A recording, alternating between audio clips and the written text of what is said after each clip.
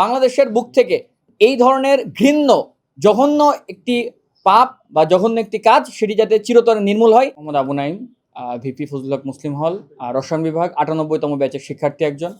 আসলে যে বিষয়ে আজকে আমাদের এখানে উপস্থিত হতে হয়েছে, মানে এর থেকে লজ্জাজনক বিষয় কেমিস্ট্রি ডিপার্টমেন্ট বা ঢাকা বিশ্ববিদ্যালয়ের জন্য হয় কি না আমার মনে পড়ে না। এই ১০৪তম ব্যাচে আছে বয়সে।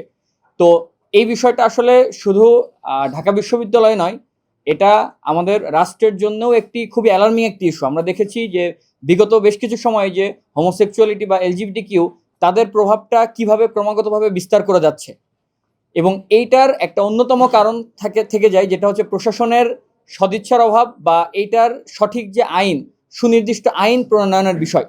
আমরা প্রশাসনের কাছে যে দাবি জানাবো, শুধু এটা বিশ্ববিদ্যালয় প্রশাসন না, এটা রাষ্ট্রের কাছে আমাদের দাবি থাকবে যে প্রথমত যেই অ্যাকিউজড, যে টিচার নামের একজন কুলাঙ্গার এরশাদ হালিম, তাকে রাষ্ট্রের আইন মতো সর্বোচ্চ শাস্তির যাতে ব্যবস্থা করে এবং অ্যাজ সুন অ্যাজ সে যাতে তার বাসা থেকে পালাতে না পারে এবং তাকে যাতে অবিলম্বে গ্রেফতার করে তাকে আইনের আওতায় নিয়ে আসা হয়। কারণ এই ধরনের দোষীরা যতদিন পর্যন্ত মুক্ত প্রাঙ্গণে ঘুরে বেড়াবে সেটা আমাদের জন্য লজ্জাজনক এবং আমাদের জন্য হুমকি স্বরূপ।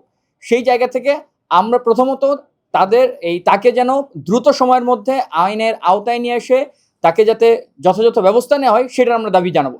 এবং একই সাথে এই বিষয়ে আমাদের রাষ্ট্রের প্রতি আমাদের অনুরোধ থাকবে যে এই ধরনের ঘৃণ্য, যেটি বাংলাদেশের রাষ্ট্রীয় আইনে এবং ধর্মীয়ভাবে যেটি একটি কলঙ্কজনক বিষয়, এই বিষয়ে যাতে রাষ্ট্র সজাগ দৃষ্টি থাকে। এবং এই ধরনের আমরা বিভিন্ন যখন এই ঘটনাটা এক্সপোজ হইলো, এরপর আমরা বিভিন্ন জায়গা থেকে শুনেছি যে এদের বিভিন্ন এলাকা ভিত্তিক কমিউনিটি আছে এবং সেখানে তারা এই বিষয়ে ক্রমাগত এই বিষয় আছে এলজিবিটিকিউর মতন জঘন্য একটি বিষয় তারা স্প্রেড করার চেষ্টা করছে, সেটা ক্যাম্পাস এবং ক্যাম্পাসের বাইরের এলাকাগুলোতে। আমরা চাই এগুলা নির্মূলে যে প্রশাসনের যথাযথ আমাদের সেক্টর আছে তারা এই বিষয়ে যথাযথ পদক্ষেপ নেবে এবং বাংলাদেশের বুক থেকে এই ধরনের ঘৃণ্য জঘন্য একটি পাপ বা জঘন্য একটি কাজ সেটি যাতে চিরতরে নির্মূল হয়, এই প্রত্যাশা রেখে